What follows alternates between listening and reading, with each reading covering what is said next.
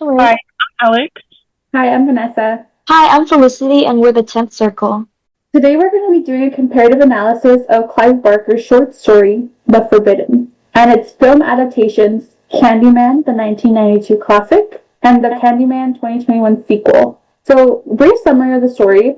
We follow Helen, a curious university student who, for her thesis, is researching graffiti in a rundown British housing estate. So, what starts off as a sociological study quickly turns into a descent into urban horror. Helen gets pulled in by the locals with stories of different deaths. These deaths get more and more violent, causing her to want to know who is behind them. Her investigation causes the locals to shut out, fearing retribution. Her curiosity is what definitely pulls her into the myth, that and her growing doubt that these stories are true. It's that doubt that summons Candyman to her, and she can't deny his existence. In the end, she becomes one of his victims and part of his story. My favorite part of the short story was the little parallels between Helen and her husband Trevor and Candyman himself. Helen is a little upset with Trevor, her husband, because he doesn't really believe in her and what she's like doing her thesis on. He thinks it's kind of ridiculous.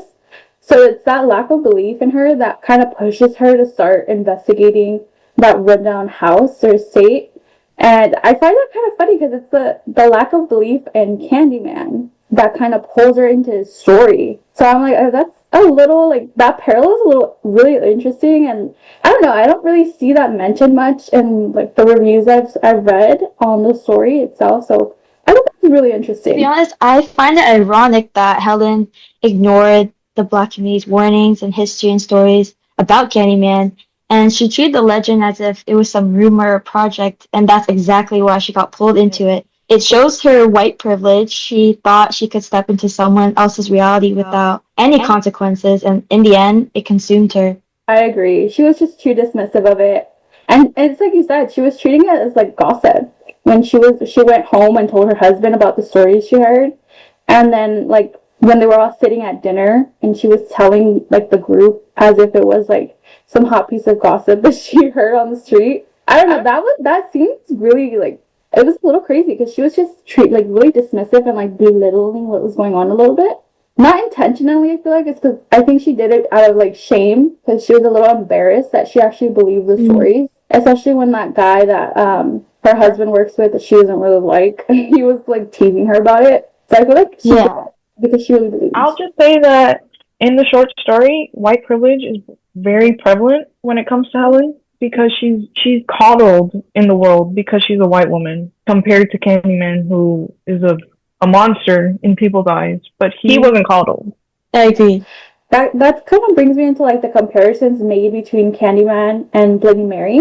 I like kind of offensive since yes, they're both famous urban legends, but Candyman's story is like more tied to real world issues of racism, like you both mentioned. While like Bloody Mary is more like a general horror figure, which like yeah, she's scary, but it feels more like for fun and like more playful. It doesn't have like that story behind it, you know? Yeah, and there's so many comparisons. Like in Candyman, they both, you have to stand in front of the mirror, but for Candyman, you say his name 5 times, whereas Bloody Mary, you say it 3 times. And Candyman is, a man and she's a woman.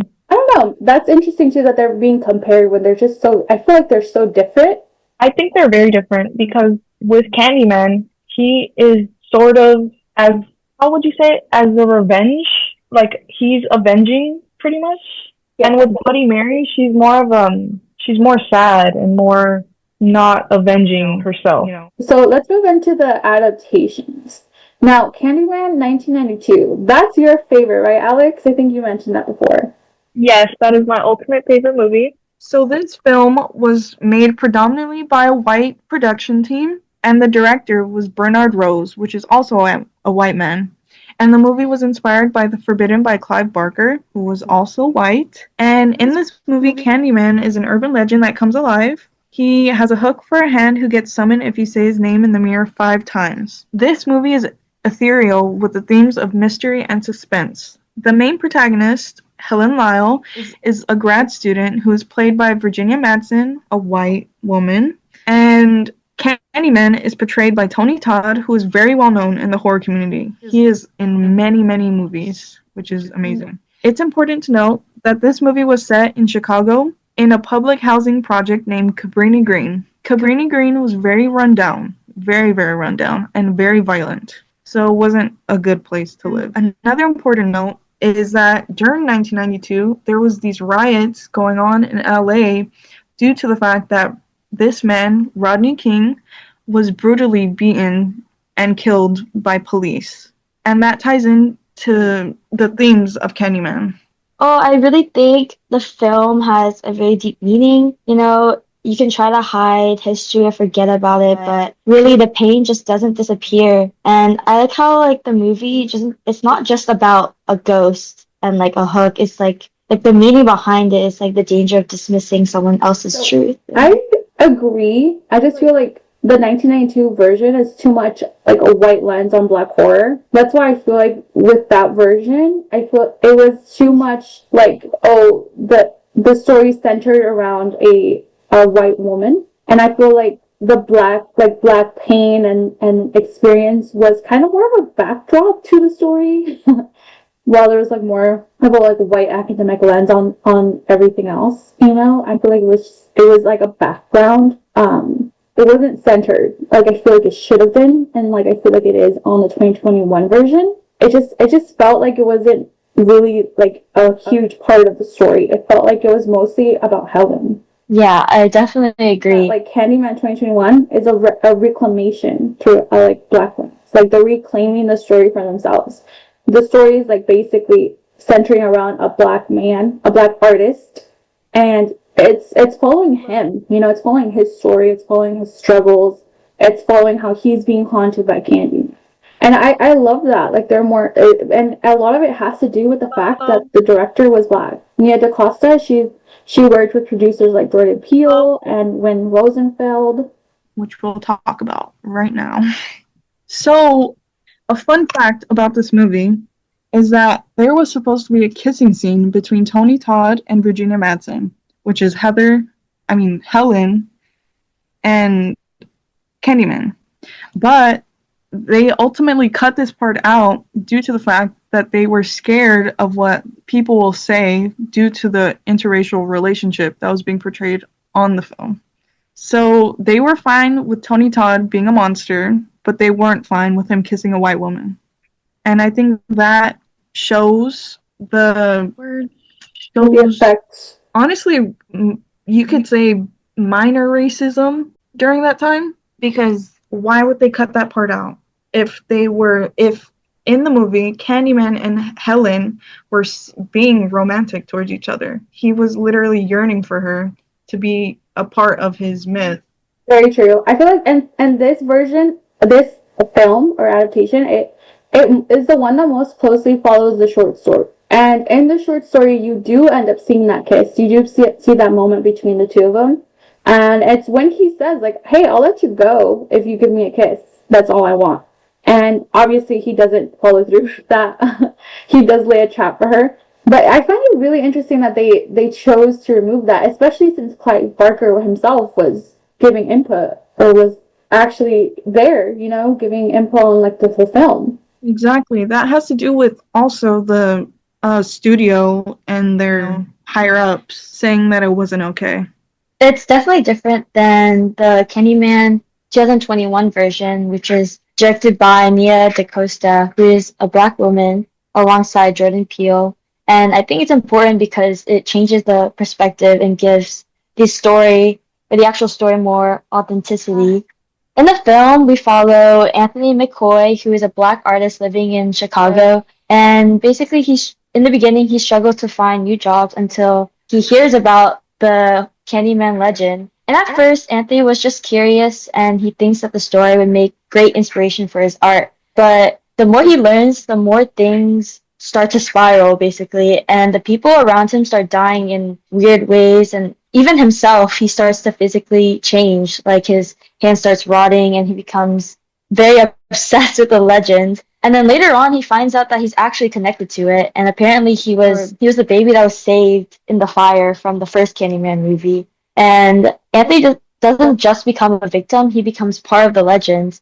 And by the end, Candyman isn't just one person. He's every black man who was hurt or killed unfairly. And basically becomes a symbol. And in the end of the movie, his final words are "tell everyone." And I find it kind of eerie to think about because he says it as if it's like a warning, but also a reminder that to not forget like the stories or the history behind it. I think that's very interesting because in the movie, when he says that line, it's actually Tony Todd. They change his face, and he's the one telling her to tell everyone, and it's insane because it correlates to 1992, and just like you said, it correlates back to 1992 because he was the baby, and he was the one that Helen saved. Yeah. I think that's why I feel like this film in particular is more of a critique on gentrification, police violence, cultural erasure, that for sure, and how like black trauma is a little like seen as a commodity, especially by like fellow artists. That's why I feel like this film is so different from the 1992 version because I feel like it does that. It sees the black trauma as like as a commodity. That's why I feel like it's more of a backstory in that film rather than it is in this one where it's just like the focal point. I think that's why it's so scary too because it's not just supernatural. It's social, it's systemic, and it's very real. An important thing to know about the film is that it ties into the social problems that were occurring during this time. It ties into Say Their Names. I don't know if you guys remember, like Breonna Taylor and all those sad cases about police brutality. It correlates because Candyman, he wants everyone to know his name. Does. I see what you're saying. And doing that, he's making sure that they don't forget. Because it's like I said earlier, like cultural erasure is like very something that actually happens, and I feel like that's something that they're trying to do. Like, oh, they're trying to bury those stories. It's like the original short story. They're talking about how any black crimes or any crimes where the victims are black, they aren't reported. They're not talked about.